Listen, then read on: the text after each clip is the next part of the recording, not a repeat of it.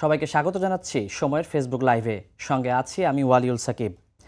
রাজশাহীর তানোর উপজেলার পাচন্দর ইউনিয়নের কোয়েলহাট গ্রাম। রুদ্ধশ্বাস ৩২ ঘন্টা একটি সরু নলকূপের গভীর গর্ত।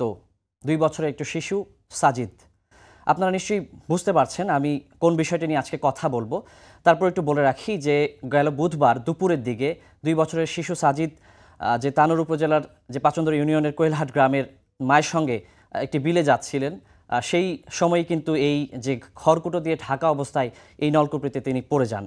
তারপর থেকে আসলে আমরা দেখেছি যে পুরো দেশের যে আলোচনার কেন্দ্রবিন্দুতে ছিল এই রাজশাহীর তানোর উপজেলা, এবং যে প্রতি ঘন্টায় ঘন্টায় ফায়ার সার্ভিসের যে তৎপরতা সেটির দিকেই নজর ছিল পুরো দেশবাসীর। একদিকে ছিল উৎকণ্ঠা, একদিকে ছিল আশঙ্কা, তারপরও কিন্তু প্রার্থনারত ছিল পুরো দেশবাসী। সবার আকাঙ্ক্ষা ছিল একটাই, সবার প্রার্থনা ছিল একটাই, যেন যে কোনো মূল্যে শিশুটিকে জীবিত উদ্ধার করা সম্ভব হয়।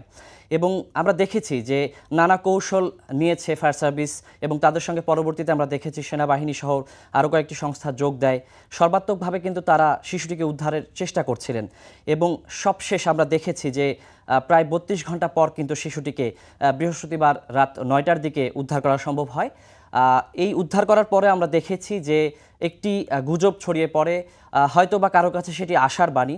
অনেকে বলছিলেন শিশুটিকে জীবিত উদ্ধার করা সম্ভব হয়েছে, অনেকে বলছিলেন যে আসলে এই মুহূর্তে কিছু বলা সম্ভব হচ্ছে না। আর আনুষ্ঠানিকভাবে ফায়ার সার্ভিসের পক্ষ থেকে জানানো হয়েছিল যে শিশুটির শারীরিক পরীক্ষা নিরীক্ষা করেই কিন্তু বলা যাবে সে জীবিত আছে নাকি ইতোমধ্যেই মারা গেছে। তারপর আমরা দেখেছি যে উপজেলা স্বাস্থ্য কমপ্লেক্সে শিশুটিকে নিয়ে যাওয়া হয়। পরবর্তীতে আমরা দেখেছি যে 9:40-এর দিকে যে কর্তব্যরত চিকিৎসকরা তাকে মৃত ঘোষণা করেন। তো এই বিষয়টি কিন্তু মর্মান্তিক একটি ঘটনা, এবং পরবর্তীতে তার মৃত্যুর কারণে পুরো দেশ কিন্তু শোকে স্তব্ধ হয়ে গেছে। সবার মাঝেই কিন্তু শোকের ছায়া নেমে এসেছে। তো আমি যে রুদ্ধশ্বাস 32 ঘন্টার কথা বলছিলাম, যে ঘন্টায় ঘন্টায় ফায়ার সার্ভিস তৎপরতা চলছিল, উৎসুক জনতা সেখানে ভিড় করছিলেন, সারা দেশ থেকেই যে সব চোখগুলো সেখানে পড়েছিল যে কি হচ্ছে সেখানে এবং জীবিত উদ্ধার করা সম্ভব হচ্ছে কিনা, সেই বিষয়ের একটি প্রতিবেদন এই মুহূর্তে আমি দেখব। প্রায় পুকুর সমান গভীর গর্ত খোঁড়া হয়েছে সুড়ঙ্গও। রাজশাহীর তানোরে গভীর নলকূপে পড়ে যাওয়া শিশু সাজিদকে উদ্ধারে 31 ঘন্টার বেশি সময় ধরে করা হয় এই খনন কাজ। মাটি কেটে 50 ফুট গভীর থেকে শিশু উদ্ধারের ঘটনা এবারই প্রথম বলছেন ফায়ার সার্ভিস কর্মীরা। ফায়ার সার্ভিস জানায়, যে পরিত্যক্ত গভীর নলকূপে শিশু সাজিদ পড়েছিল তার উপরের দিকে 8 এবং নিচে 6 ইঞ্চির ব্যাসার্ধ ছিল। দফায় দফায় সার্চ ভিশন ক্যামেরা দিয়েও দেখা মেলেনি শিশুটির উপস্থিতি। এমন পরিস্থিতিতে ভয় পেয়েছিলেন উদ্ধারকারীরাও। অগ্নিকাণ্ড কিংবা পানিতে পড়া মানুষকে উদ্ধার করে অভ্যস্ত হলেও এত গভীর গর্ত থেকে কাউকে উদ্ধার তাদের কাছে নতুন। আমরা যেসব সচরাচর যেসব অপারেশন করি, এই অপারেশনটা একটু ভিন্ন। এখানে অনেক চ্যালেঞ্জ ছিল, অনেক সমস্যা ছিল, এবং সকল সীমাবদ্ধতার মধ্যে দিয়ে আমাদের সবাই আমরা একযোগে কাজ করেছি। শিশু সাজিদকে উদ্ধারে 3টি এসকেভেটর দিয়ে মাটি কাটায় ঝাঁকুরিতে ঘটনাস্থলের আশেপাশের মাটি ধসে যাওয়ার ঝুঁকি তৈরি হয়। এমনকি সাজিদ যে গর্তে ছিল সেটিও বন্ধ হবার ভয় ছিল। এর মধ্যে পাশের পুকুরের তলদেশ থেকে চুয়ে আসা পানি বন্ধও ছিল চ্যালেঞ্জিং। সার্চ ভিশন ক্যামেরা দিয়ে কিন্তু আমরা যখন দেখি আসার পরপরই, তখন কিন্তু দেখা যায় শুধুমাত্র মাটি, তার কোনো অস্তিত্ব অথবা হাত মুখ কোনো কিছুই দেখা যাচ্ছিল না। ওখানে তো আপনার অক্সিজেন খুবই কম থাকে, এবং ওখানে আপনার যে কোনো কোনো কিছু নড়াচড়া করা যায় না। যত একটু নড়াচড়া করলেও সে আরও নিচে নেমে যাবে। এটাই বাস্তবতা, এটাই হয়েছে।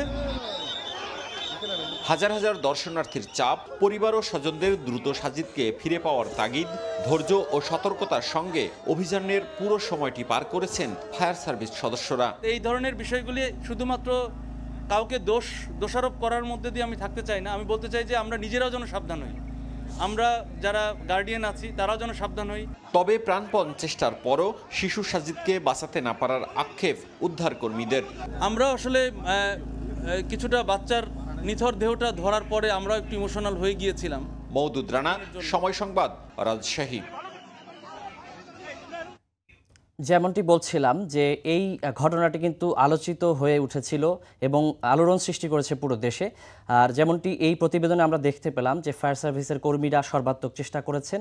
তারা প্রাথমিকভাবে নলকূপটি দিয়েই কিন্তু গর্তের ভেতরে ক্যামেরা ফেলে নানানভাবে শিশুটিকে খোঁজার চেষ্টা করছিলেন, উদ্ধারের তৎপরতা চালাচ্ছিলেন।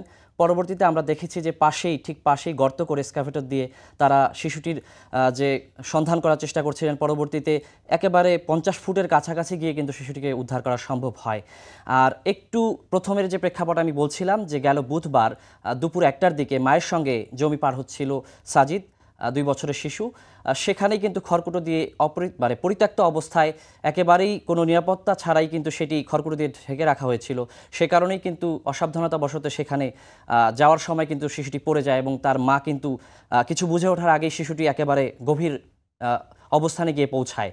তো সেই জায়গা থেকে এলাকাবাসী, স্থানীয়রা এবং পুরো দেশবাসী কিন্তু এখন প্রশ্ন তুলছেন যে এই ধরনের যে গভীর নলকূপগুলো যখন খোঁড়া হয় সেগুলো কেন এভাবে অরক্ষিত অবস্থায় রাখা হচ্ছে এবং কেন এই যে কোনো ধরনের মাটি ভরাট করে কিংবা কোনো ধরনের সুরক্ষা ঢাকনি দিয়ে ঢেকে দেওয়ার কোনো ব্যবস্থা কেন উদ্যোগ করা হচ্ছে না।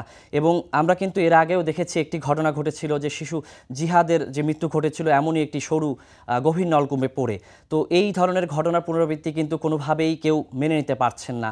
তো সেই জায়গা থেকে বলা যায় যে এই ধরনের গর্ত যে যারা করছেন তাদের উপরে কিন্তু দোষারোপের যে ব্যাপারটি হচ্ছে, তাদের দিকে কিন্তু সবাই আঙুল তুলছেন এবং সাধারণ মানুষ থেকে শুরু করে সবাই বলছেন যে এই ধরনের কাজ যারা করে তাদের যেন শাস্তিমূলক ব্যবস্থা নেওয়া হয়, যেন ভবিষ্যতে কেউ এই ধরনের অরক্ষিত গভীর নলকূপ রেখে না দেয়।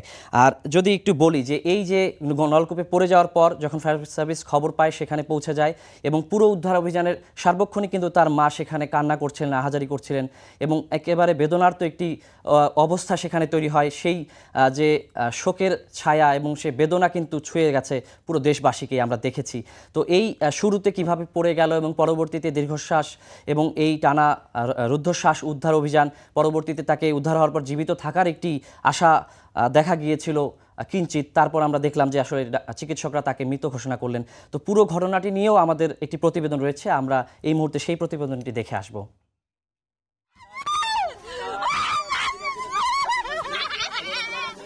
হাসি খুশি আর খুনসুটিতে সারাক্ষণ ব্যস্ত রাখত বুকের মানিক। তাকে হারিয়ে দিশেহারা বাবা মা।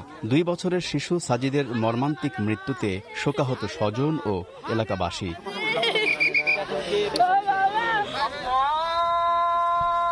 রাজশাহীর তানোরে গভীর নলকূপের পরিত্যক্ত গর্তে পড়ে জীবন প্রদীপ নিভে যাওয়া শিশু সাজিদ চিরনিদ্রায় শায়িত হল। শুক্রবার সকালে বাড়ির পাশে জানাজা শেষে কোয়েলহাট সরকারি কবরস্থানে তাকে দাফন করা হয়। শিশুটির নিথর দেহ দেখে অশ্রুসিক্ত হয়ে পড়েন হাজারো মানুষ। এভাবে পরিত্যক্ত অবস্থায় সেই নলকূপের জায়গাটি তিনি ফেলে রেখেছিলেন, এটা আমি একজন সাধারণ মানুষ হয়ে বলছি, এটা একটা ভুল কাজ তিনি করে ফেলেছেন। বরেন্দ্র অঞ্চলে একটা ডিপ বসাতে গিয়ে কয়েক জায়গাতে বোরিং করতে হয়, তো সকলেই যেন সতর্ক হয়। যেখানে গর্ত সেখানে মোজা দিবে, তাহলে এই অকাশটা আমাদের ঘটতো না। 3টা ছিলেন, একটাতেই পড়েছেন, আরো 2টো আছেন। আমি যেটা বলতে চাচ্ছি যে আসলে আইনের আওতায় নিয়ে আসা উচিত। সবাই নিজের দায়িত্বের বিষয়ে সতর্ক থাকে যাতে আর কারো কোনো ক্ষয়ক্ষতি না হয়। পিএমডিএ কে আমি নির্দেশনা দিয়েছি যে এরকম আরো কোনো অবৈধ কোনো গর্ত বা এরকম আরো কিছু আছে কিনা সেগুলো আইডেন্টিফাই করতে, এবং করা হলে সেগুলো কারা করেছে তাদের বিরুদ্ধে আমরা অবশ্যই ব্যবস্থা নিব এবং সেগুলো যেন বন্ধ করে পরবর্তীতে যেন আর কোনো দুর্ঘটনা না ঘটে সেটার জন্য আমরা কাজ করব। বুধবার দুপুরে মায়ের সঙ্গে বাড়ির পাশে বিলে যাওয়ার সময় পরিত্যক্ত গভীর নলকূপের গর্তে পড়ে যায় শিশু সাজিদ। পরে শুরু হয় উদ্ধার অভিযান। খনন করা হয় বড় গর্ত, উদ্ধার কাজে ব্যবহৃত হয় বিশেষ সরঞ্জাম ও খনন যন্ত্র।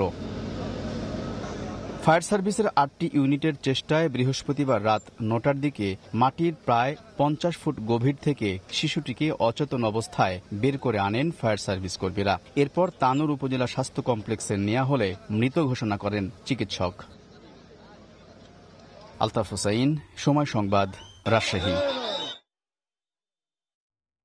যেমনটি আমরা দেখছিলাম যে শুধু সাধারণ মানুষই নয়, ফায়ার সার্ভিস থেকে শুরু করে স্থানীয় প্রশাসন এবং সংশ্লিষ্ট কর্তৃপক্ষ সবাই কিন্তু এই গভীর নলকূপ অরক্ষিত অবস্থায় রাখার সমালোচনা করেছেন এবং তারা বলছেন যে কঠোর ব্যবস্থা তারা নেবেন।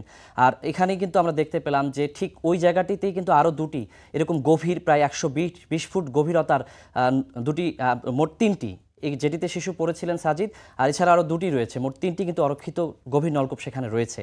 তো সেই জায়গা থেকে আমরা দেখেছি যে সমালোচনা উঠছে সারা দেশেই, এবং যদিও আমি দেখেছি কর্তৃপক্ষ কিংবা সাধারণ মানুষ সবাই কিন্তু বলছে যেন এই বিষয়ে কঠোর ব্যবস্থা নেওয়া হয়। কর্তৃপক্ষ কিন্তু আশ্বাস দিচ্ছেন কঠোর ব্যবস্থা নেওয়া হবে, কিন্তু আমরা এর আগের যে ঘটনাটি আমি বললাম জিহাদের ক্ষেত্রে যে ঘটনাটি ঘটেছিল, তো আমরা কিন্তু তখনও আশ্বাস পেয়েছিলাম, কিন্তু আসলে কতটুকু সেটি বাস্তবায়ন হয়েছে কিংবা এই ঘটনার পরিপ্রেক্ষিতেও কতটুকু এই কঠোর ব্যবস্থাগুলো নেওয়া হবে, এবং যারা এভাবে একই জায়গায় 3টি গভীর নলকূপ একেবারে ভয়াবহ অবস্থায় মরণ ফাঁদের মতো করে রেখে দিয়েছেন, একটা মানুষের কিভাবে এতটা অসচেতনতার পরিচয় দেন, এটি নিয়েও কিন্তু প্রশ্ন উঠছে। তো সেই জায়গা থেকে সবাই বলছেন যে শুধু মুখের আশ্বাসে না, সত্যিকার অর্থেই যেন কঠোর ব্যবস্থা নেওয়া হয় এবং ভবিষ্যতে কখনোই যেন এই ধরনের ঘটনা সাক্ষী পুরো দেশবাসীকে হতে না হয়। তো এই জন্য তারা বলছেন যে যেই এলাকাগুলোতে এরকম যে পানির স্তর অনেক নিচে নেমে গেছে, সরকারি প্রশাসনের পক্ষ থেকেও বলা হয়েছে যেন কেউ গভীর নলকূপ না বসান, কারণ একেবারে নিচের স্তর পর্যন্ত যেও পানি পাওয়া যাচ্ছে না। সেক্ষেত্রে প্রশাসনের এই আইনগুলো যেন সবাই সচেতনভাবে মেনে চলেন, প্রশাসনকেও সহযোগিতা যেন সবাই করেন, এবং প্রশাসনের পক্ষ থেকেও যেন সবাইকে কঠোর হতে সচেতন হতে বাধ্য করার জন্য কঠোর পদক্ষেপ নেওয়া হয়, সেই বিষয়টি কিন্তু সবাই চাইছেন এবং সবাই কিন্তু জোর দাবি জানাচ্ছেন। তো সব মিলিয়ে বলা যায় যে এই মর্মান্তিক ঘটনার কারণে কিন্তু যে হৃদয় বিদারক ঘটনা পুরো দেশে বয়ে গেছে এবং সাধারণ মানুষকে ছুঁয়েছে, এই ঘটনাটি মাত্র 2 বছরের শিশু সাজিদকে কোনোভাবেই কিন্তু এত নানা ধরনের চেষ্টা করার পরও এত বিশদ আকারের এবং প্রচণ্ড ভীষণ চেষ্টার পরে যে কয়েকটি সংস্থা মিলে এবং প্রযুক্তির সহায়তাও তারা নিয়েছেন, তারা কিন্তু কোনো দিক দিয়ে চেষ্টার কমতি করেনি, তারপরও কিন্তু সেই শিশুটিকে উদ্ধার করা সম্ভব হয়নি। শেষ পর্যন্ত তার মৃত্যুর সাক্ষী হতে হয়েছে পুরো দেশবাসীকে। সেজন্যই সবার একটাই জোর দাবি যেন এই ধরনের কোনো নলকূপ ভবিষ্যতে কেউ খুঁড়তে না পারে, এবং যেখানে যেখানে এই ধরনের অক্ষত অবস্থায় অরক্ষিত অবস্থায় নলকূপের গভীর গর্ত খুলে ফেলে রাখা হয়েছে সেগুলো যেন অতি দ্রুতভাবে ভরাট করে দেওয়া হয় এবং কঠোর ব্যবস্থা সেখানে নেওয়া হয়। যারা এগুলো করছেন তাদের বিরুদ্ধে যেন আইনি ব্যবস্থা নেওয়া হয়, এবং সর্বশেষ আর কখনোই যেন আসলে এই ধরনের মর্মান্তিক ঘটনার সাক্ষী কাউকেই না হতে হয়, সেই চাওয়াটাই কিন্তু সবার। সব মিলিয়ে আসলে বলা যায় যে সাধারণ মানুষ, প্রশাসন, উদ্ধারকারী কর্মকর্তা থেকে শুরু করে সবাই বলছেন যে তারা কেউই কিন্তু কোনো ধরনের চেষ্টা গাফিলতি করেননি, এবং সবাই বলছেন যে শুধু দোষারোপ করেই কিন্তু এই জায়গার থেকে সমস্যা সমাধান হবে না, উত্তরণের দিকে আগানো যাবে না। এখানে সাধারণ মানুষের সচেতনতা যেমন প্রয়োজন, প্রশাসনের কঠোর ব্যবস্থা প্রয়োজন, এবং সাধারণ মানুষকে সচেতন করার জন্য কিন্তু এখানে ক্যাম্পেইন করার প্রয়োজনও রয়েছে। কারণ আমরা দেখছি যে অনেকেই কিন্তু এই বিষয়গুলো সম্পর্কে ন্যূনতম সচেতনতা তাদের নেই। এক জায়গায় সে 3টি এরকম অরক্ষিত গর্ত করে রেখেছেন, তার মাথায় হয়তো এই ধরনের কোনো চিন্তাই নেই যে এখানে কোনো শিশু পড়ে যেতে পারে এবং এরকম মর্মান্তিক কোনো ঘটনা ঘটে যেতে পারে। সে কারণেই প্রতিটি যে অংশীজন এবং প্রতিটি জায়গা থেকে সবাইকে যদি সচেতন না হন, সবাই যদি সচেষ্ট না হন, ব্যবস্থা না নেন, তাহলে এই ধরনের ঘটনা কিন্তু আবারও আমাদের দেখতেই হবে, যদিও আসলে এই অপ্রিয় সত্য আমরা কেউ এই ধরনের ঘটনা দেখতে চাই না। তো সে কারণেই সবাই মিলে বলছেন যে সবাইকে এগিয়ে আসতে হবে, তাহলে হয়তো এই ধরনের সমস্যা থেকে আমরা ভবিষ্যতে উত্তরণ করতে পারবো। পাশাপাশি কিন্তু সবাই বলছেন যে এই ধরনের ঘটনায় যেন আরও দ্রুত সাড়া দেওয়া সম্ভব হয় এবং উদ্ধার তৎপরতা যেন আরও বেশি বেগবানভাবে করা সম্ভব হয়, যেন কেউ যদি কোনোভাবে দুর্ঘটনায় পড়েও যায় যেন জীবিত উদ্ধার করা সম্ভব হয়, সেই তৎপরতাও যেন চালানো হয় এবং সেই প্রস্তুতিগুলো যেন নেওয়া হয়, সেই বিষয়ে কিন্তু সবাই জোর দাবি জানাচ্ছেন। তো এই ছিল আমার কাছে এখন পর্যন্ত এই যে সারা দেশের শোকস্তব্ধ শিশু সাজিদের গভীর নলকূপে পড়ে মৃত্যুর যে ঘটনা, সেটির সবশেষ এবং সার্বিক বিস্তারিত তথ্য। হয়তো ভবিষ্যতে অন্য কোনো আলোচিত বিষয় নিয়ে আমি হাজির হয়ে যাব। সে পর্যন্ত সবাই ভালো থাকবেন, সুস্থ থাকবেন, সময়ের সঙ্গে থাকবেন।